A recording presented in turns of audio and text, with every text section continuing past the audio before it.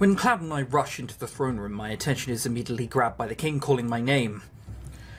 I did not mean to click on that one. There we go. David! He is still bound to the throne, his gag removed. A rush of relief floods through me. He is alive and remembers me. It's because we did our third deed. My gaze is drawn to the two men battling at the base of the throne. Their swords are locked together in a stalemate. Alcaster and, let me guess, not who I thought that would be. Fritz! What has happened here? This is not how you gain power. I knew you would be a thorn in my side from the moment I concocted this plan. Where is Varg?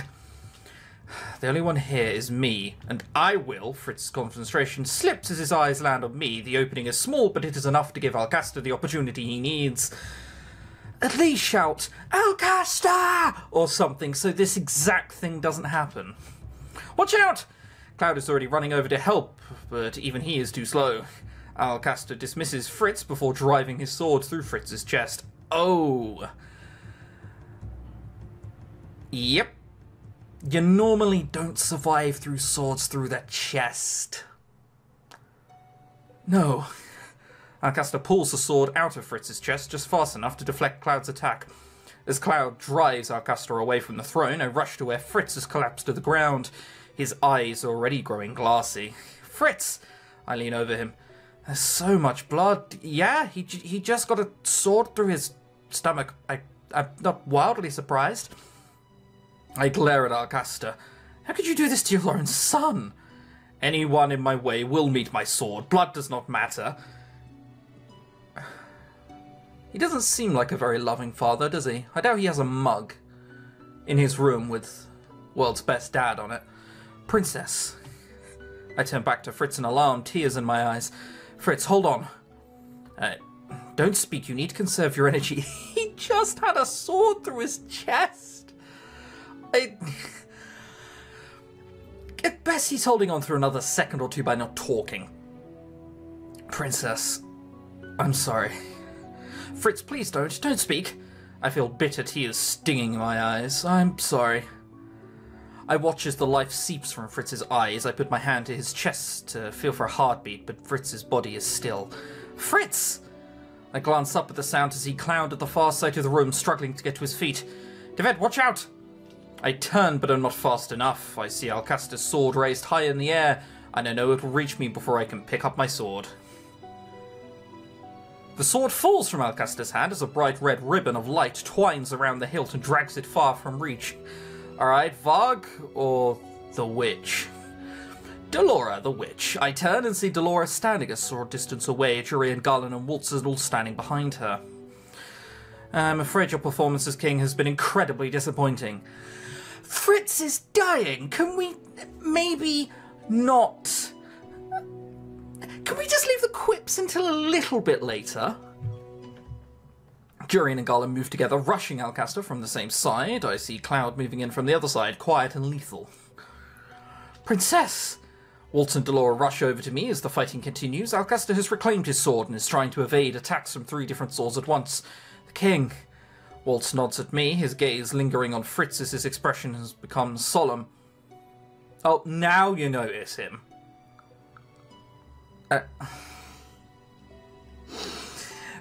I'm amazed they took that long.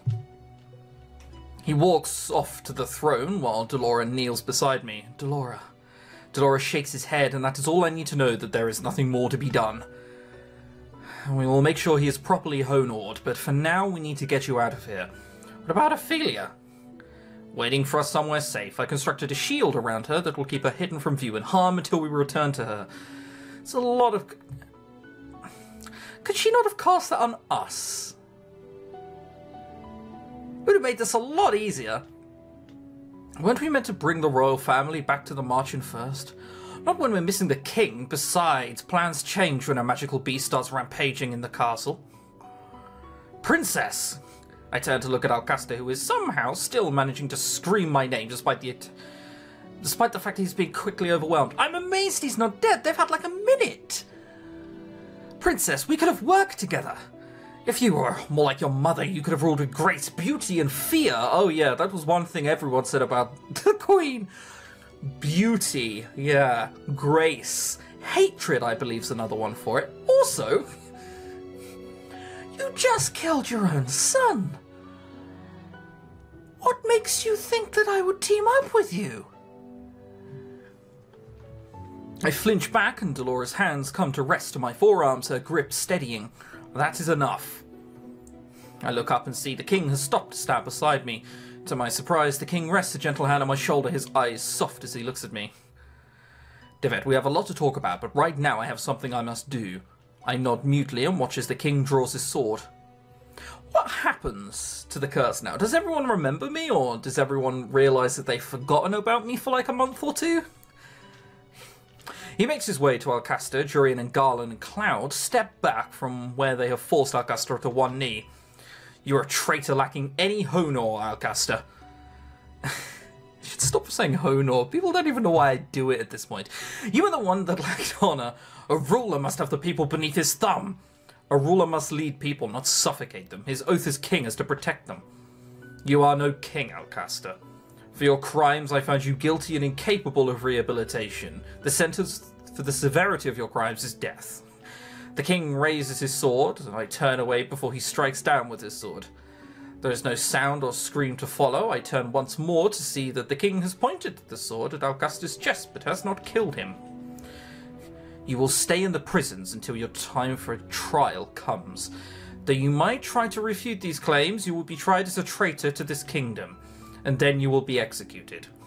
Alcaster's shoulders fall, the glare never leaves his face, not even when guards seize him and drag him from the room. It's quite difficult to refute that, though, because there don't appear to be any news outlets. It's just us. Like, we could probably just say it's him and use it as propaganda, even if it weren't true. The king immediately sends Jurian and Garland out to deal with any knights that are still part of the coup. Delora and Cloud help with moving Fritz's body, while Waltz tries his best to fill the king in the most basic points of our successful operation. The most basic points. Oh man, explaining this is going to be awkward. Everything has died down a little bit over the last hour, but I still feel overwhelmed. I'm not surprised. I glance at Waltz and the king, who is still speaking. Every time the king sees me looking at him, he flashes me an uncertain smile before glancing away. I know he wants to speak with me, but I will talk to him after I can get Fritz's body out of my mind. It was my fault that he died, wasn't it? He saw me and stumbled. I mean, yes and no. It was your fault for being there. I'm not sure it was your specific fault. Hey, princess. I have a fucking name, mate. What are you doing here? Here, I thought you changed, but you still got some feistiness, don't you? What are you doing here? I don't know. Like, she just saved everyone's asses. Your ass literally an hour ago, and you're going to sit here and complain about what she's still doing here. Whatever. Many years ago, when the war ended, we were all faced with a feeling just like this, princess. We had lost so much and the future seemed so grim. But now it is different. You have a future. You broke your curse, princess. That gives you some kind of hope, and in addition you broke Karma's. Memories of Cloud's arms around me, of his lips on mine, coming flying back to my foggy mind. My heart still feels tight, but it is a little lighter when I think about him. I wish he was here right now. How did I break Cloud's curse? Cloud, I don't think I'll ever get used to his real name. Seems like he hasn't told you yet. I guess he has. It's been pretty hectic. He didn't tell me anything. It's all been guesswork. So Cloud turned into a beast because he loved me. Well, I guess I could give you the laydown of his curse. The laydown. Stop, desist! Delora has not even started to speak when Cloud runs into the room, gasping as if he's been running through the halls.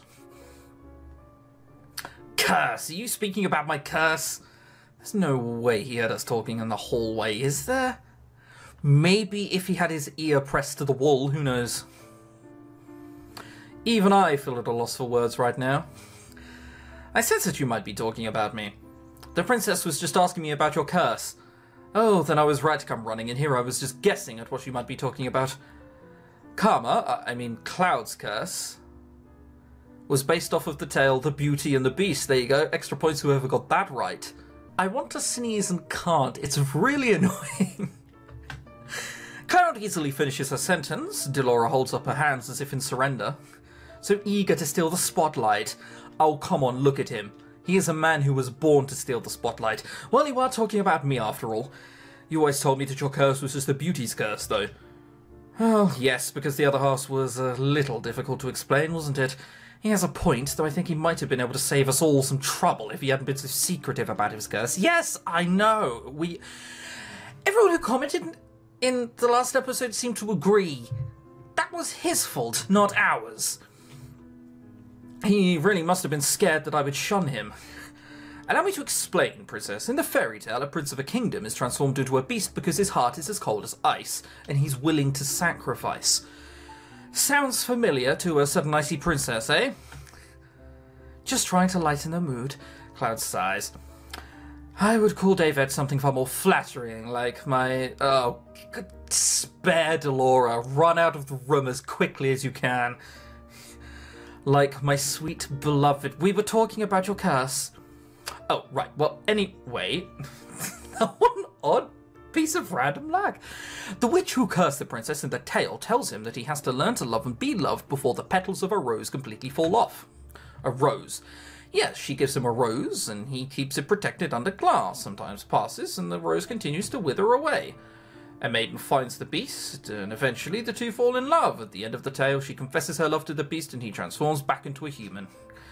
By confessing I saved you? But his curse was different from the tale. It has to be. If the curses in this game were literally just fairy tale curses, without a little bit of, you know, artistic license, there'd be a lot of plot holes, I feel. I know what you're thinking, that my curse was somewhat different. It was more complicated. The witch made it so that I was both the beauty and the beast. She said it suited me because I was so vain. The witch constructed a very roundabout curse. Any woman who falls in love with me... If any woman who falls for me falls in love with me as the beauty. And when I transformed into a beast, the enchantment would break and they would become terrified of me. I doubt Cloud ever thought he would break his curse. The love women felt for him while he was cursed was always fake. How could that kind of love hold strong when he turned into a beast if it was never true to begin with? Then you came along, Princess. I bet he'd just given up hope and was waiting for you to dispel the curse on your birthday, but now here you both are. The Ice Princess in love? What a miracle. I turn away embarrassed. It is not a miracle. I'm very glad I met you, David. I get what you're trying to say and try to be cute, but come on now. Like, I fucking hope so. Lady Delora's words are the truth. I had just about given up hope. I never had any hopes of breaking my curse. I had never thought that the only way to fix it would be to have you dispel it on your birthday. But then I came to know you, and he fell in love, a fairy tale indeed. My eyes don't roll back far enough. You started out frowning at everyone and everything. You've come a long way, Princess. Congratulations, you turned out to be a pretty okay princess. And you turned out to be a pretty okay witch. Oh, do my ears deceive me? A compliment from our little witch? Oh, you look so surprised, but you'll be the new bearer of our crystal real soon, Princess. I expect good things from you. Wicked. I'll smash it. Right, I almost forgot about that part. I'll try my best. It's another miraculous proclamation from the little witch. Will the surprises never cease? I can go back to being a fucking ice princess if you want me to, Delora. Before I can snap at Delora again, the king awkwardly interjects, coming to stand next to us with Waltz by his side. Pardon the intrusion. Did you have to push them to a side before you came through? Oh, not at all, Your Majesty. Waltz told me that you were cursed, that's why I forgot about you. Yes. Even if it was by a curse, I feel terrible that such a thing could have ever have happened. So I will make it up to you. We can catch up from where we were many, many years ago, and maybe things can be different. I'm sorry. What for? For being the way I was before, for shunning Ophelia and her children. Oh, Ophelia. Did they bring her back to the margin? Ophelia is still here. After the fight was over, she was shown back to her room. She was still waiting for Rod and Emmeline to return. Now, would you maybe be willing to tell the story from the beginning? Perhaps I could fill in the gaps, Your Majesty. Cloud? The king looks startled when he stares at Cloud. A boyfriend? He's very outgoing. He blinks as if he has just noticed his presence. Oh, and you are? Cloud elegantly bows before the king. I am Prince Cloud of Brugantia. A pleasure to finally meet you, Your Majesty. Actually, that is rather befitting. It's a good match, isn't it? Essentially, a prince has fallen in love with me and I am a princess. I mean, I'm not saying it's fate, but... Oh, you know what I mean? The lost princess? The king turns to me with a puzzled look. It's a long story. Cloud surprises me by wrapping an arm around my shoulders and pulling me closer to him. Everyone looks shocked except for Delora, who looks like she is trying not to laugh. As the princess's lover, I feel it my obligation to help her explain this whole mess. I feel my face getting hotter at Cloud's sudden proclamation. All their eyes are now on me and I feel like hiding myself. Only Cloud would so bluntly say such a thing. I think it's more the fact that he's doing it in front of your fucking dad is what worries me. The king looks more shocked than anything. When did this happen? Well, Your Majesty, I think we had better start at the beginning. In a galaxy long, long, far, far away. I don't know that line. Oh, rip me. We were able to tell the king everything, save for where Varg had disappeared to. No one was sure where he had gone in all the chaos. The night's search for him had all ended in failure. A lot of explaining had to be done, not just to the king, but also to the people at the tavern. As soon as everything had calmed down, Rod and Emmeline finally went back to the palace. I apologised to them the best as I could, and they seemed willing to try again with me. And I'm willing to try again too. It's so sad.